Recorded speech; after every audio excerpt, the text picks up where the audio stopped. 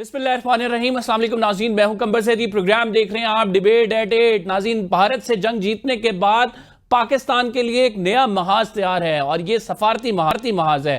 क्या पाकिस्तान को इस महाज पे कामयाबी मिलेगी? पाकिस्तानी मिशन अगले हफ्ते में मुख्तलिफ ममालिक के दौरे करेगा। मिशन को इतनी ताखीर क्यों हो रही है? भारत की जानिब से जो सफारती मिशन है वो यूएई पहुंच चुका है, वहां पे वो भारत का मौकिफ रख रहा है। पाकिस्तान की जानिब से सिंतास मुआहदे की यकतरफा तौर पर मुअत्तली, दहशत गर्दी पाकिस्तान के अंदर खुशदार के इलाके में, खासूसन पिछले दिनों में जंग के बाद जो दहशत गर्दी देखने पे आई है, इस तमाम चीजों के सबूत आलमी दुनिया के सामने वो मिशन रखेगा। क्या आलमी दुनिया ये तस्लीम करने के लिए तैयार होगी कि पाकिस्तान के साथ दहशतगर्दी की कार्रवाइयां होती हैं? पाकिस्तान दहशतगर्दी का हब नहीं है। क्या अब की बार मुख्तलिफ तरीके से बात होगी? आलमी दुनिया किस हद तक इस बात को तस्लीम करेगी कि पाकिस्तान जो मौकिफ रखता है भारतीय जारियत के हवाले से, मोदी सरकार के हवाले से, वो बिल्कुल दुरुस्त मौकिफ है? इस पर आज डिबेट करेंगे। आज डीजीआईएसपीआर ने भी प्रेस कॉन्फ्रेंस की। उन्होंने बताया कि खुशदार में किस तरह से भारत की जानिब से दहशतगर्दी करवाई जा रही है और वो लोग जो कि गरीब लोग हैं, असला नहीं उठा सकते, उनको किस तरह से फंडिंग करके असला दिया जा रहा है। ये तमाम सबूत आलमी दुनिया के सामने भी पाकिस्तान को रखने होंगे।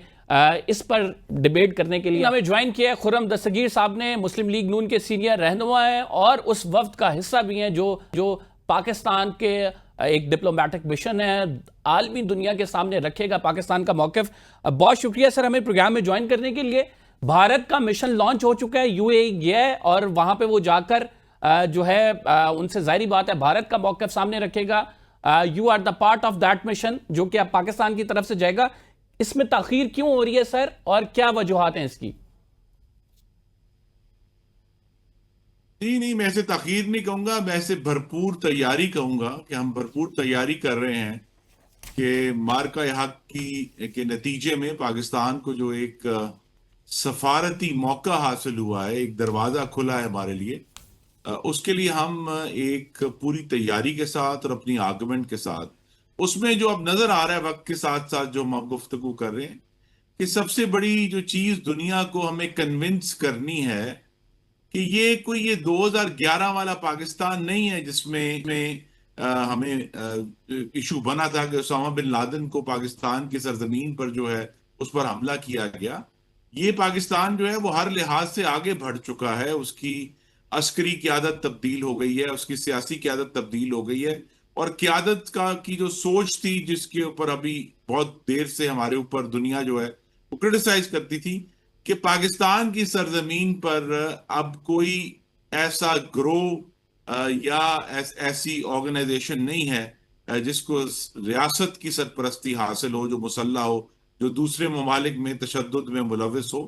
तो ये अब बड़ी क्लैरिटी है कि ऐसी कोई चीज नहीं है। तो लिहाजा जब हम बात करते हैं लोगों से, वो हमें आज से 14 साल पहले की कहानी सुनाते हैं, तो दुनिया को ये समझाना है कि ये वो पाकिस्तान नहीं है, ये पाकिस्तान हर लिहाज से अल्हम्दुलिल्लाह आगे बढ़ चुका है। सर ये जो रवायती एक टॉक्स होती हैं, तरीकाकार होता है, डिप्लोमेटिक मिशंस जाते हैं, हम इससे पहले डूजियर्स भी बहुत ज्यादा भेज चुके हैं, कोई ज्यादा आउटकम निकलती नहीं है इसकी। आप क्या समझते हैं कि क्या ऐसी चीज होगी ऐसी इफेक्टिव जिससे आलमी दुनिया हमारा मौकिफ तस्लीम करने को तैयार हो जाएगी?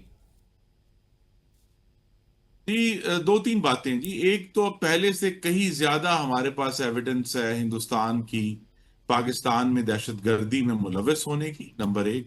दूसरा, वो खुद इकरार करते हैं कि जिस तरह उन्होंने कनाडा और अमेरिका में किया, वो पाकिस्तान के अंदर एक बाकायदा किराए के कत्ल की कैंपेन, असैसिनेशन कैंपेन जो है वो कर रहे हैं। तो ये भी हमें दुनिया को समझाना है कि ये सिर्फ अमेरिका और कनाडा में नहीं है, पाकिस्तान भी इसका विक्टिम है। उसके बाद जो हिंदुस्तान ने पानी को इस्तेमाल किया है अपनी जारहियत के लिए इस दफा, और ये कहा जी कि हम पानी रोक देंगे, फिर कहा जी हिंदुस्तान के पानी का एक कतरा हम नहीं जाने देंगे। तो ये जो आबी जारहियत है, एक तो सीधी सी बात है कि हिंदुस्तान एक गैर जिम्मेदार मुल्क साबित हो रहा है, जो बैन अल-अक़वामी मुआहदे जो है वो अपनी मर्जी से जब कहता है, जब मेरा दिल चाहेगा तो मैं उस पर अमल दरामद नहीं करूंगा। लेकिन उससे ज्यादा बड़ी बात यह है कि हमारे दरिया तो एक तहजीब है, और अगर 25 करोड़ पाकिस्तानियों को किसी भी तरह उनका पानी रोका जाता है तो ये एक तहजीबी हमला है, ये एक माहौलियाती हमला है, ये एक ओवरऑल जो जिसे हम कहते हैं कि लाइवलीहुड का इशू है। और इसके नतीजे में फिर अगर पाकिस्तान में इस तरह की स्ट्राइफ खुदा ना खास्ता कभी फैलती है, तो फिर पाकिस्तानी कहाँ जाएंगे? वो हिंदुस्तान और अफगानिस्तान तो नहीं जाएंगे। तो ये बात भी इनको समझानी है कि ये पानी का मामला जो है, ये कोई हिंदुस्तान पाकिस्तान की जो आम एक मुखासमत है वो नहीं है। ये एक बहुत ही संजीदा मामला है। और दुरुस्त तौर पे पाकिस्तान ने ये कहा है कि अगर ये मामला अभी हल नहीं होता और हिंदुस्तान मुस्तकबिल में किसी वक्त भी पानी रोकता है, तो पाकिस्तान उसको इक़दाम जंग तस्वुर करेगा। तो वो जो रेड लाइन अभी तक खड़ी है हमारी, तो उसको वो भी दुनिया को समझाना है। और तीसरी चीज ये है कि हिंदुस्तान ने मार्का हक के दौरान जिस तरह बैलिस्टिक मिसाइल्स का इस्तेमाल किया है, बिल्कुल वो जुर्म जिसकी वो हमें इस वक्त हमारे पर इल्जाम लगा रहे हैं, लेकिन वो जुर्म उन्होंने किया है। तो हिंदुस्तान एक गैर जिम्मेदार रेकलेस जौहरी रियासत है। तो ये तीन चार चीजें हैं जो हमने दुनिया के सामने रखनी है। और इसके नतीजे में ये हमारा चूंकि बड़ा एक महदूद मिशन है, इसके नतीजे में हम जो इनसाइट्स हासिल करेंगे, जिन सवालों के जवाब इंशाल्लाह देंगे, फिर ये तवक्को है कि अगले महीने के आखिर में या जुलाई के शुरू में फिर हम अपने जो पार्लिमानी वफद हैं वो भिजवाएंगे, उस पूरी तैयारी के साथ जो इस मिशन के जो विजिट के बाद हमारे सामने आ जाएगी। सर, आपकी इंटरनल्स मीटिंग भी हुई है, इस मीटिंग्स में जो आप लोग तैयारी कर रहे हैं, क्या ये एक रिएक्टिव अप्रोच होगी कि भारत वहां पे जाए, अपना उनका डिप्लोमेटिक मिशन जो कुछ भी उनको कहे उसको न्यूट्रलाइज किया जाए, या फिर एक प्रोएक्टिव अप्रोच होगी कि पाकिस्तान डिप्लोमेटिक एग्रेशन शो करेगा और कहेगा कि जो हमारे पास सबूत है वो आलमी दुनिया देख ले? जाहिर बात है, आपने कहा कि 2011 वाली बात नहीं है, अब बहुत चीजें चेंज हो चुकी हैं। तो ये एक प्रोएक्टिव अप्रोच के साथ जा रहे हैं या रिएक्टिव अप्रोच के साथ जीरो सम करने जा रहे हैं? जी, मुकम्मल तौर पे प्रोएक्टिव अप्रोच है। हम हिंदुस्तान के आर्गुमेंट्स को बिल्कुल मुस्तरद करते हैं और हम उनका जवाब देना भी अपने वक्त का ज़िया समझते हैं।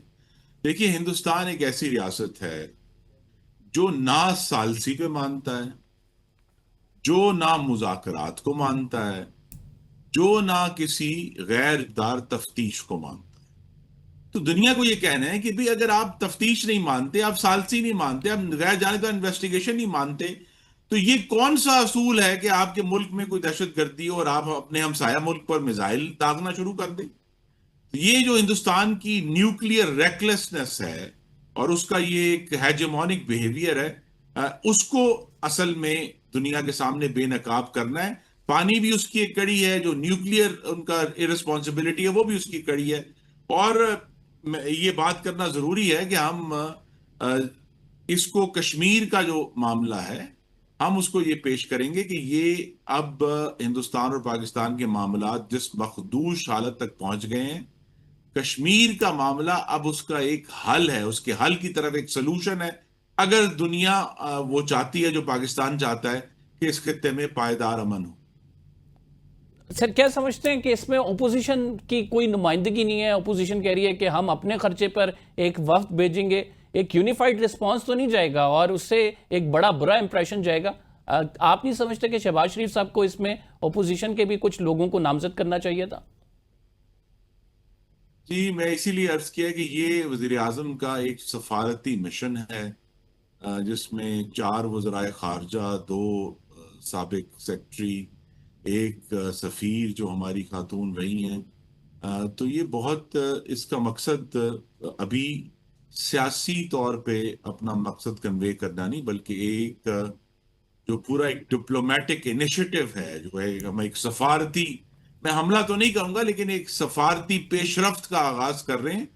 तो जो इस तरह मैंने कहा कि इंशाल्लाह फिर प्रॉब्ली जुलाई के शुरू में जो पार्लिमानी वफूद जाएंगे उनके अंदर ऑपोजिशन की सर, इन नुमाइंदगी कंपैरिजन विद इंडिया अगर आप देखें तो कांग्रेस के जो शशि थरूर हैं वो बेस्ट फेस माने जाते हैं कांग्रेस के ओपोजिशन के, लेकिन उन्होंने उनको नॉमिनेट किया, वही लीड कर रहे हैं। तो यहां से भी एक आध नॉमिनेशन अगर ओपोजिशन की हो जाती तो कोई हर्ज नहीं था इसमें।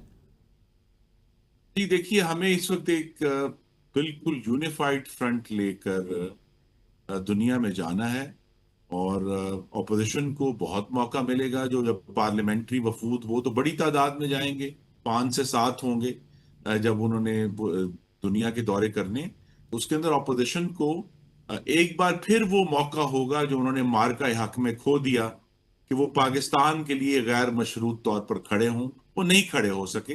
लेकिन उनके पास मौका होगा इंशाल्लाह उन पार्लिमानी वफूद में कि वो पाकिस्तान के साथ अपनी गैर मशरूत वाबस्तगी का इजहार कर सकें। नाज़रीन, हमने एक छोटा सा ब्रेक लेना है। We will be right back after this short break. Khurram साहब हमारे साथ ही मौजूद रहे, मत जाइएगा।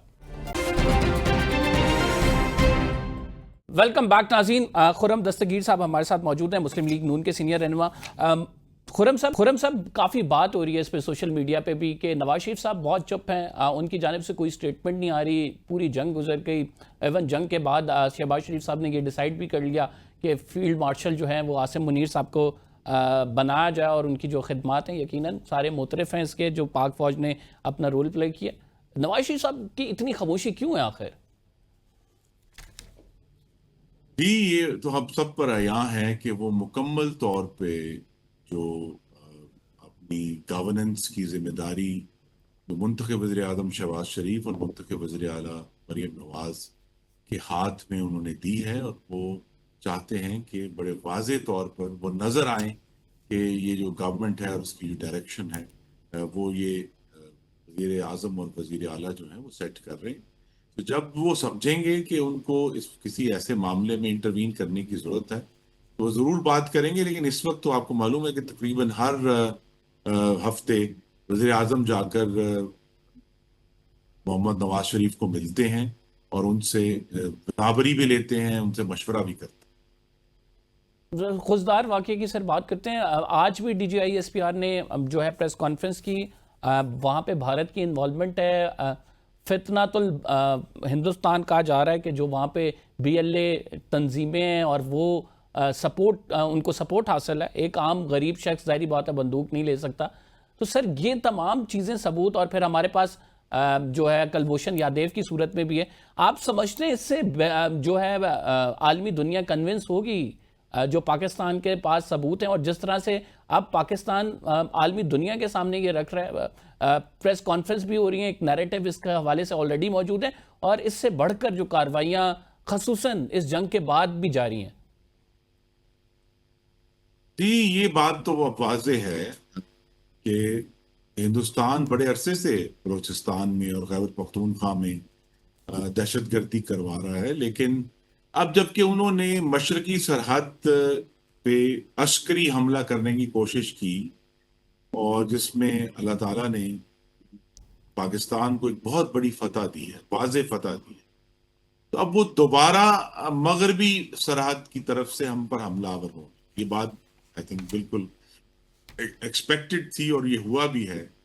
अब खुजदार का जो वाकया है, हकीकत ये है कि वो दिल के टुकड़े करने वाला है। वो मासूम बच्चियां, उनके खून आलूद दुपट्टे और उनके जो है वो किताबों से भरे हुए बस्ते जो हैं वो उस बस के साथ पड़े हुए थे। तो ये हम सबको यही समझ आना चाहिए, जो पहली बात है कि ये लोग नाराज बलोच नहीं है। अगर किसी को भी कोई शक रह गया था इतने सालों बाद भी, अब वाजे होना चाहिए कि हमारे बच्चों को मारने वाले लोग नाराज नहीं हो सकते। वो किराए का एक फितना है, अब उनको फितनातुल हिंदुस्तान का नाम दे दिया गया है, और लिहाजा उनके साथ उसी तरीके से, उसी बारूद से निपटा जाएगा जिससे उन्होंने हमारी बच्चियों का कत्ल किया। लेकिन ये जो एविडेंस है, इंशाल्लाह हम हिंदुस्तान नहीं है कि जी हम बगैर सोचे समझे कि पहलगाम, जबकि आज आपको मालूम है कि 1 महीना और 1 दिन ऊपर हो गया है, हिंदुस्तान एक सबूत का टुकड़ा नहीं पेश कर सका कि ये काम जो है ये पाकिस्तान किसी भी तरह इसमें मुलव्वस था। लेकिन पाकिस्तान इंशाल्लाह पूरे सबूत और शवाहिद के साथ दुनिया के पास जाएगा। और यही मैं आपको फिर आपके नाजरीन के लिए एक्सप्लेन करूं कि ये जो सफारती मिशन है वज़ीर आज़म का, इसके सामने बहुत बड़ा चैलेंज है कि वो पिछली कोई 2.5 दहाइयों से, 25 सालों से जो पाकिस्तान के ऊपर इल्जाम था दहशतगर्दी करवाने का या दहशतगर्दी की पनाहगाह होने का, अब हमने उसको, वो पूरा जो नैरेटिव है वो फ्लिप करना है, उसको उल्टाना है उस बसात को। तो ये एक मुश्किल चैलेंज है। विद द एविडेंस, क्योंकि हमारे पास बहुत सारे सबूत मौजूद हैं। अगर हम प्रेस कॉन्फ्रेंस करते हैं, मेंबरान पार्लिमान जो है वो जाए तो ये सारे मामला दुरुस्त हों। जी सर, मैं कह रहा हूँ विद द एविडेंस के, मतलब आपकी जो इंटरनल मीटिंग हुई है इसमें वो एविडेंस सारी बातें एक। जी, इसलिए मैंने कहा कि आपने इसको कहा कि जिसमें शायद कोई ताखीर हो रही, ताखीर नहीं हो रही, भरपूर तैयारी हो रही। ठीक हो गया सर। सिंध तास मुआहदे की बात करें, भारत कहते हैं कि हमने सिर्फ दहशतगर्दी पे पाकिस्तान के साथ बैठना है, सिंध तास मुआहदा हम इसको डिस्कस नहीं करेंगे। पाकिस्तान उसे कह रहा है एक्ट ऑफ वॉर है। अब ट्रंप की जानिब से ऑफर भी की गई कि आप दोनों जो हैं बैठ जाएं, लेकिन फिर भारत की जानिब से एक नैरेटिव आया कि ये बायलैटरल इशू है, किसी की सालिसी भी कबूल नहीं करेंगे। क्या पाकिस्तान भारत के साथ बैठेगा? और अगर बैठेगा तो अगर वो सिंतास मुआहदे पर बात नहीं कर रहे हैं तो हम क्या सिर्फ दहशतगर्दी पर बात करने के लिए बैठेंगे, या फिर हमें बैठना ही नहीं चाहिए? नहीं, हम देखिए, सबसे पहले तो जब मैंने कहा कि हम जो दहशतगर्दी है वो पाकिस्तान का भी उतना ही बड़ा ग्रीवेंस है जितना हिंदुस्तान जो है वो अपना हिस्टोरिकल ग्रीवेंस लेकर बैठा हुआ है। ये 2008 का पाकिस्तान नहीं है, तो लिहाजा वो 17 साल गुजर गए हैं, एक पूरी जनरेशन बदल गई है। लेकिन वो जो अपने पुराने कजिए लेकर मेज पर आएंगे, हमारा कजिया तो अभी वाजे तौर पर मौजूद है। उसकी एविडेंस जो है वो फ्रेश एविडेंस है पाकिस्तान के पास। लेकिन जो सिंध तास मुआहिदा है, अ, उसको डिस्कस किए बगैर तो हम आगे नहीं बढ़ सकते। तो लिहाजा इस तरह मैंने कहा ये तीन इश्यूज हैं जो डिस्कस करने हैं, भारत की दहशतगर्दी और असैसिनेशन, सिंध तास मुआहिदा, और भारत की जो ये उनका ये ख्याल है कि उन्होंने कोई नया असूल कायम कर दिया है कि बगैर एविडेंस के अपने हमसाए के ऊपर मिसाइल फेंकना शुरू कर दो, and call it a new normal. तो अंग्रेजी लफ्ज बोलने से उनकी जो जारहियत है और उनकी जो गैर जिम्मेदारी है वो कम नहीं होती। ये तीनों इश्यूज मेज पर आएंगे तो गुफ्तगू। Sir you are very seasoned politician. आप समझते हैं कि इमरान खान साहब अब चूंकि मुल्क के हालात भी ऐसे हैं, बाहर से भी एक खदशा मौजूद है, और फिर बातें भी ये हो रही हैं कि पीटीआई सोशल मीडिया ने बड़ा अच्छा परफॉर्म किया है जंग के दौरान, और फिर साथ चिमक गोइयां भी शुरू हो गई हैं मुलाकातों की कि खान साहब हो सकता है बाहर आ जाएं। काफ़ी अरसे से हम ये बातें सुन रहे हैं। व्हाट डू यू थिंक, क्या खान साहब बाहर आएंगे या नहीं आएंगे? कि ये तो अदालतों का मामला है ना। मैं इसी पर हैरान हूं कि हम सारे इसके ऊपर क्या सराहियां कर रहे हैं। खान साहब के केस अदालतों में है, अदालत ने उनको सजा दी है, अदालत के हुक्म के ऊपर वो आज जेर हिरासत हैं। तो वो अपना केस लड़ें, और अगर अदालत उनको रिहा करती है। दूसरा इशू ये है कि जी हुकूमत की तरफ से मसालियत, तो मैं चूंकि जो दौरे इमरानी था उसका ऐनी शाहिद हूं, जिस किस्म की कमजोरी और बुज़दिलाना मिसालियत जो है वो बानी चेयरमैन की वजारत उज़्मा के दौर में हुई, वो हमने नहीं देखी। और यही अल्लाह का शुक्र है कि पाकिस्तान इस मार्का हक के जरिए से उस इमरानी बुज़दिलाना मिसालियत से बाहर आया है, और हिंदुस्तान को उसने भरपूर जवाब दिया है, और अल्लाह ताला ने हमारी जुर्रत को सुरखरू की। सर शहबाज शरीफ साहब ने टॉक्स ऑफर की थी इमरान खान साहब के लिए, उनका बड़ा वाज़ेह रिस्पॉन्स आ गया। उन्होंने कहा कि जो मर्जी हो जाए, मैं इन लोगों के साथ बैठने के लिए तैयार नहीं हूँ। मुझे जब भी मैं तहरीक शुरू करने लगता हूँ तो ये मुझे लॉलीपॉप पकड़ा देते हैं कि टॉक्स हो रही हैं, और शहबाज शरीफ साहब कोई कहते हैं कि मैं कमीशन बना दूंगा, या फिर आप आके हमारी टीम के साथ मुज़ाकरात कर लें। तो ऐसा कुछ नहीं हो रहा, मैं सिर्फ डायरेक्ट एस्टैब्लिशमेंट के साथ मुज़ाकरात करूंगा। How do you see this particular situation sir? I see it के खान साहब ना पहले जमहूरियत और आइन की सरबुलंदी में इंटरेस्टेड थे, ना आज इंटरेस्टेड हैं। अगर वो वाकई कमिटेड होते पाकिस्तान के आइन की सरबुलंदी के लिए, तो वो सियासी जमातों से बात करते, सियासी जमातों के साथ बात करके पार्लियामान को तकवीयत देते। लेकिन ये उनका मकसद नहीं है। उनका मकसद किसी भी सूरत से इक़्तिदार में आना है, और उनके ख्याल में इस वक्त इस्टेब्लिशमेंट ही इक़्तिदार की सीढ़ी है जिससे वो बात करना चाहते हैं। तो यहाँ तो जो मुज़ाकरात हैं, अ, ये बात आपके नाजरीन पर अब खुलकर होनी चाहिए कि 16 महीने हो गए हैं, आज तक पीटीआई ने पाकिस्तान के अवाम की फलाह के लिए एक लफ्ज नहीं बोला, एक तजवीज नहीं दी। उनका सारी सियासत, सारे उनके जो एहतजाज हैं, उनका सारा जो अमल है, वो सिर्फ बानी चेयरमैन की रिहाई के लिए। 12 साल से उनकी खैबर पख्तूनख्वा में हुकूमत है, और वहां जो तबाह हाल जहन्नुम है वो आप खुद जाकर देख सकते हैं। तो लिहाजा गवर्नेंस में, और वो उनका ये ख्याल है कि वोटों का मतलब सिर्फ इक़्तिदार हासिल करना है, गवर्नेंस डिलीवर करना नहीं है, जिसमें वो असर नाकाम है। हम बहरहाल उसी मेज पर बैठे आज भी लेकिन जहां सर से इस सारी पीटीआई एपिसोड में, उठकर पाक चल भारत गई। एपिसोड में, आपके अपने वुज़रा भी इस बात की तारीफ करते रहे कि उनकी जानिब से बड़ा मस्बत रोल प्ले किया गया। जी, लेकिन जब ये कजिया शुरू हुआ था तो जिस किस्म की गैर मशरूत हमायत 2019 में शहबाज शरीफ ने ऑफर की थी, आप बल्कि आप चाहें तो अपने नाजरीन को दिखाएं भी। उस वक्त मोहम्मद नवाज शरीफ कैद में थे, मरियम नवाज कैद में थी, हमारे दर्जनों कायदीन कैद में थे। शहबाज शरीफ ने कोई शर्त नहीं लगाई थी। उन्होंने कहा हम गैर मशरूत तौर पर पाकिस्तान के साथ खड़े हैं। इस किस्म की जो गैर मशरूत और सरीह वाजे हिमायत पीटीआई ऑफर नहीं कर सकी, और इसीलिए अब उनके पास यही मौका है कि वो पाकिस्तान की सियासी जमातों के साथ डायलॉग करें। और उसमें जो बुनियादी बात है जो वो मिस कर रहे हैं वो ये है कि अगर वो चाहते हैं कि उस 31% वोटों की इज्जत की जाए, पहचान की जाए जो उनको मिले थे 8 फरवरी को, तो फिर उन्हें उन 69% वोटों की भी वही इज्जत और तस्लीम करनी पड़ेगी जो पाकिस्तान के अवाम ने उनको नहीं दिए। ये मामला बाहमी एहतराम की बुनियाद पर चलेगा। ये सिर्फ एक दूसरे को नीचा दिखाने से या इस्टेब्लिशमेंट पर बात करने से मामला हल नहीं होगा। ये बाहमी एहतराम है जो पाकिस्तान के शहरियों का एहतराम है, उस पर हम आगे चलेंगे तो सियासत चलेगी।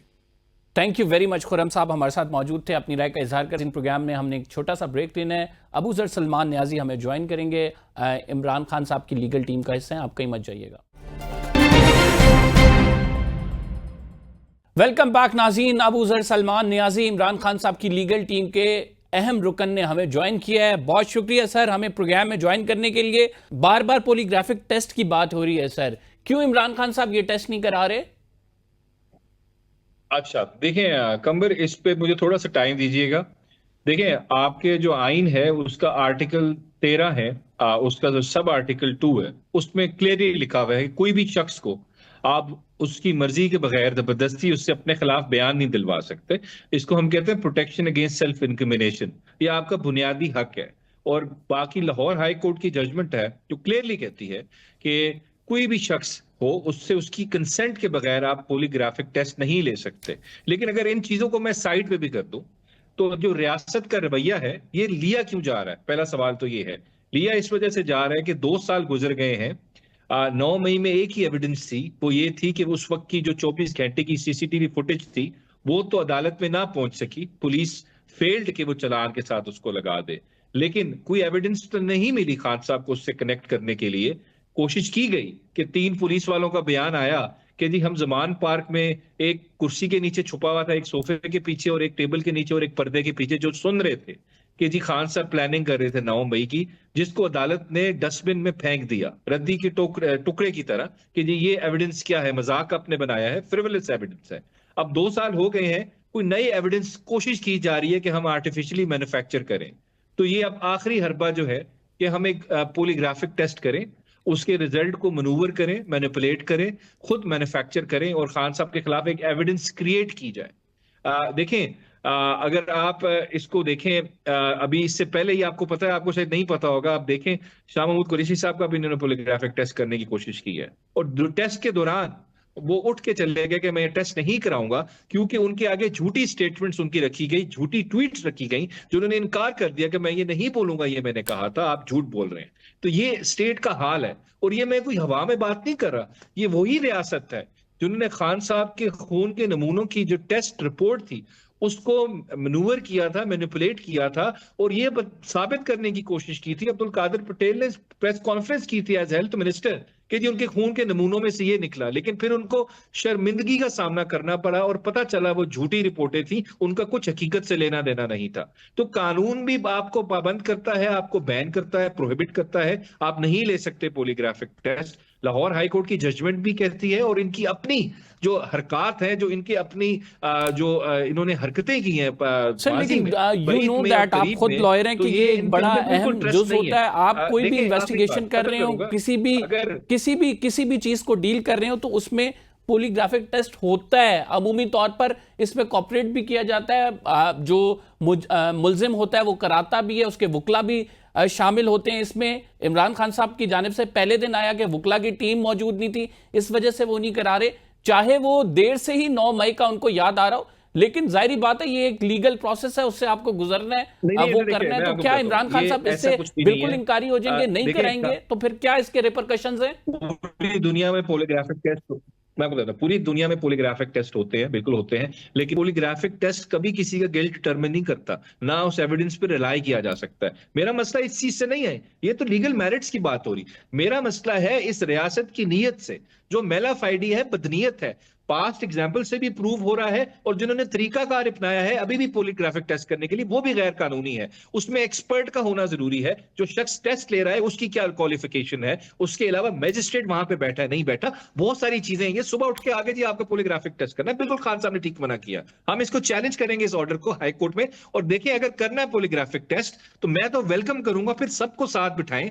फिर पूछें कि अता तारड़ साहब से, आप जीते हैं इलेक्शन फॉर्म 45 पे के जहीर अब्बास खोकर जीता है, और मियां नवाज शरीफ साहब से पूछें कि यास्मीन राशिद साहिबा जीती हैं कि आप इलेक्शन जीते हैं, और ख्वाजा आसिफ साहब सबसे बड़ी बड़ी बातें करते हैं, इनका पॉलीग्राफिक टेस्ट करें कि आप सियालकोट में इलेक्शन जीते हैं कि रेहाना डार इलेक्शन जीती हैं। ये अगर कितना आपको शौक है टेस्ट करने का, फिर सबको बिठा दें, हमें भी बिठा दें, हम भी टेस्ट देते सर हैं। दो लेकिन जो चीजों की आप तरीका बात चाह कर रहे रहे हैं, हैं, आप ये बात कर ख्वाहिश रहे हैं की रियासत बेसिस की पे, मैलाफाइड इंटेंशन ख्वाब की, की दूसरी बेसिस पे। दूसरी अबूजर साहब आप बात कर रहे हैं कि आप अदालत में इसको चैलेंज करेंगे। इन दोनों चीजों को देखा जाए, रियासत की अगर मैलाफाइड इंटेंशन है उसको आप कोर्ट में चैलेंज कर सकते हैं, दूसरी इंपॉर्टेंट चीज आप पॉलीग्राफिक टेस्ट नहीं कराना चाहते, इसको भी आप कोर्ट में चैलेंज कर सकते हैं। लेकिन हमने हाल ही में देखा कि जिस चीज के पीछे आप लगे हुए हैं, मखसूस नशिस्तों के केस के पीछे आपने चाहा कि 26वीं आईनी तरमीम का पहले फैसला हो, मखसूस नशिस्तों का केस रुक जाए, ऐसा नहीं हुआ। आप अपने केस अदालत में चलवाना चाहते हैं, लेकिन हकीकत यह है कि अभी 190 मिलियन पाउंड का केस, बल्कि दरखास्त ही वो समाअत के लिए मुकर्रर नहीं हो रही। तो ऐसी तमाम सूरत हाल में आप किस तरह से रिलीफ लेंगे? देखें खान साहब बड़ी दफा ये बात करते हैं कि कभी भी जगह खाली नहीं छोड़ते, हमेशा लड़ाई जरूर लड़नी चाहिए। आप कभी कभी जीतने के लिए नहीं लड़ते, तारीख में अपना नाम करने के लिए लड़ते हैं, और अपनी तरफ से पूरी कोशिश करते हैं, वो हमारा काम है। आगे अदालत जो है, देखें अदालत की तो अब मैं बात करता हूं तो मुझे शर्म आती है, जो हमारी अदालतों का इस वक्त हाल हो चुका है। जब से ये मैंने पहले भी बात की है, 26वीं आईनी तरमीम जो है, इसका मैंने एक निक नेम रखा है, ये उम्मुल खबाइस है।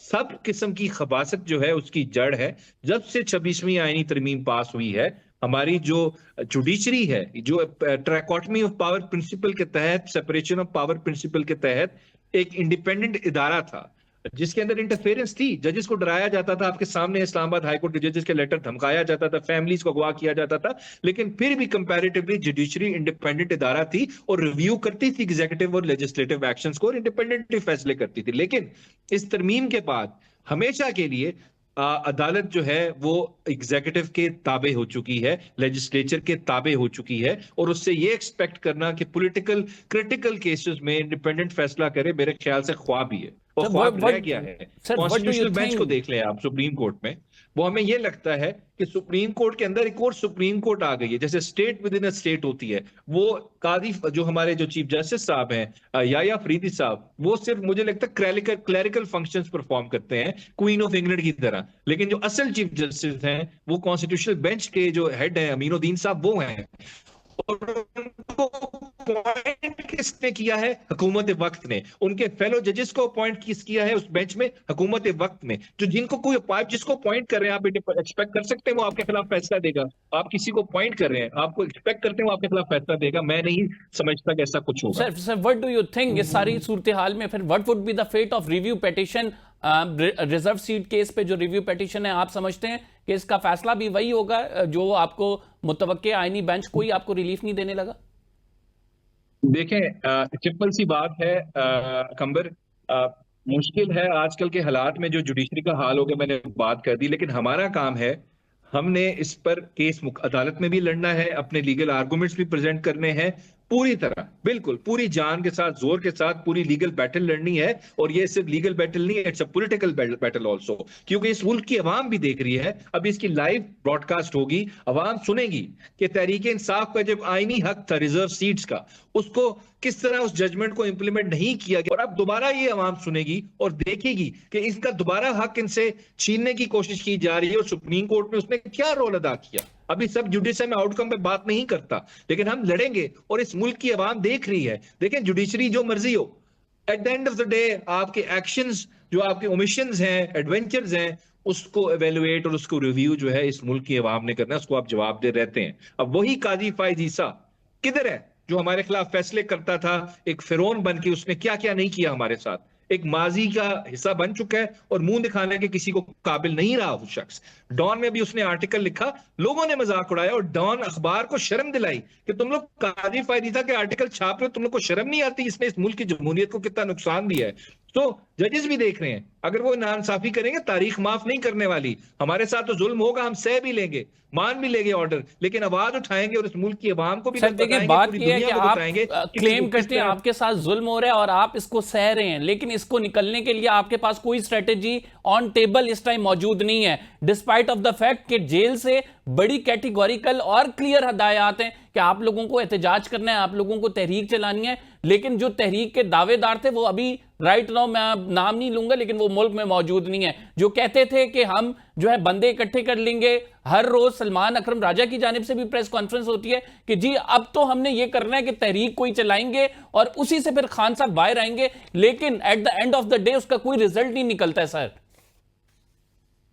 देखें, बिल्कुल आपके से मैं बहुत हद तक एग्री करता हूं। लीगल जो स्ट्रेटजी है उसमें कोई मसला नहीं है। मैं इतना बता दूं, देखें जिस तरह की अदालतों का जो हाल हो गया, बहुत हम इस पर डिस्कशन कर चुके हैं, इनसे कुछ एक्सपेक्ट करना, एज ए लॉयर मुझे ये कहते हुए अफसोस हो रहा है, एज ए लॉयर मुझे कहते हुए अफसोस हो रहा है कि ये अदालतें जो है अब ये जो इंसाफ की दुकान है वहां बंद हो चुकी है, वो जुल्म और फस्तायत को ही सपोर्ट किया जा रहा है अदालत की तरफ से। हमारे पास ऑप्शन एक ही रह जाता है, इफेक्टिव पॉलिटिकल स्ट्रेटजी, जो मेरे ख्याल से बिल्कुल आप सही कह रहे हैं, अभी तक पीटीआई से एक अच्छी इफेक्टिव पॉलिटिकल स्ट्रेटजी नहीं बनी जिससे मासेस जो है वो मोबिलाइज हो, और हमें खुद इंट्रोस्पेक्शन की जरूरत है। और खान साहब ने कल भी इस बात पे बिल्कुल उन्होंने कुछ बातें की। Sir, what are the reasons, what do you think कि क्यों नहीं बन सकी? सर देखें, जाहिर बात है अगर नहीं बन सकी, इसमें लम्हा फिक्रिया है पार्टी के लिए, लीडरशिप के लिए, नहीं बन सकी तो बना ले।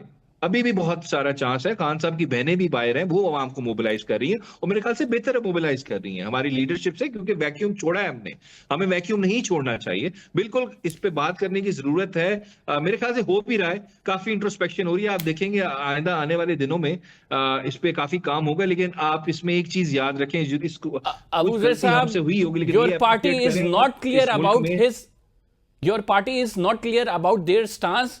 अगर हम देखें गौहर साहब, वो हमें फील्ड मार्शल बनने पर जिस तरह से आर्मी चीफ को मुबारकबाद देते नजर आ रहे हैं, इमरान खान साहब की स्टेटमेंट उसके कॉन्ट्रेरी नजर आ रही है जो वो जेल से पैगाम दे रहे हैं। तो सर ये जब आपकी क़यादत इस तरह के बयानात देगी और फिर अंदर से बैठा हुआ चेयरमैन की जानिब से तरदीद आ जाएगी, तो सर आप फिर कारकुनान को क्या मैसेज दे रहे हैं, वो क्यों आपके साथ आए?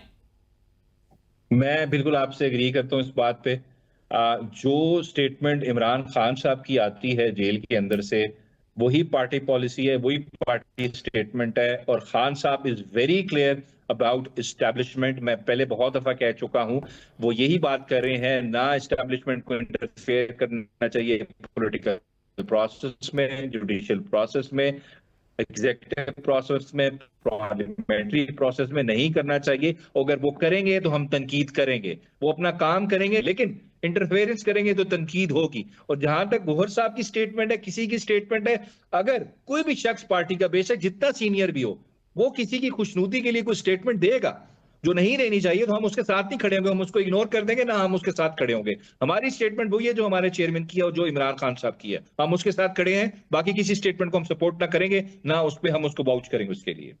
तो सर ये जो आपके अपने अंदर लोगों की जानिब से मुख्तलिफ स्टेटमेंट्स दे दी जाती हैं, इत्तेहाद नहीं है, ये एक बड़ी वजह भी है, आपकी स्ट्रेटेजी कामयाब नहीं हो पा रही है। आप क्या समझते हैं कि ऐसे लोगों को ओहदों पे रहना चाहिए जो इस तरह के काम करते हैं? अगर क़यादत कोई मशवरा दे रही है या क़यादत कह रही है कि आप सड़कों पे निकलें, या क़यादत की जानिब से हदायत आई हैं कि आपने इस मामले पे यह पॉलिसी लेके चलनी है, उसके बरक्स मीडिया पे और आवाम को नजर आ रहा है? अगर देखें, मैं कोई किसी को ओहदे पे रहना नहीं रहना, मेरे ख्याल से ये फैसला खान साहब ने करना है। अगर ऐसी कुछ स्टेटमेंट देगा, मैं इस वजह से पहले कैटेगोरिकली कह रहा हूं, मैं नहीं उसके साथ खड़ा हूंगा, मैं वही स्टेटमेंट दूंगा जो मेरे चेयरमैन की, इमरान खान की। और हमें क्लियर है इस बात पे, मैं बेशक 3 महीने ना मिलूं, मुझे पता है मेरा कप्तान क्या सोच रहा है, वो क्या स्टेटमेंट देगा, और हम उसी के साथ खड़े हैं। बाकी जिसने देनी है वो दे, खान साहब को खुद जवाब देगा। मैं उसको ना एक्सेप्ट कर रहा हूं और ना मैं उसके साथ खड़ा हूं स्टेटमेंट के साथ। Thank you very much. Abuzar Salman Niazi हमारे साथ मौजूद थे, अपनी राय का इजहार कर रहे थे। पीटीआई में अंदरूनी इख्तलाफी, पीटीआई की क़यादत की जो स्टेटमेंट दी जा रही हैं, कारकुनान उसको फॉलो नहीं कर रहे हैं। इमरान खान साहब की कुछ और स्टेटमेंट्स आ रही हैं। जब तक कोई ऐसी हिकमत अमली नहीं बनाई जाएगी जो कि डिफरेंस क्रिएट करे, पीटीआई आगे नहीं बढ़ पाएगी। अबू जर सलमान नियाजी का बहुत बहुत शुक्रिया। नाज़रीन, प्रोग्राम का टाइम खत्म हो गया है, फिलहाल के लिए इतना ही। कंवर ज़ैदी को इजाज़त दीजिए, अगले प्रोग्राम में आपसे मुलाकात होगी। अल्लाह ने के बाद।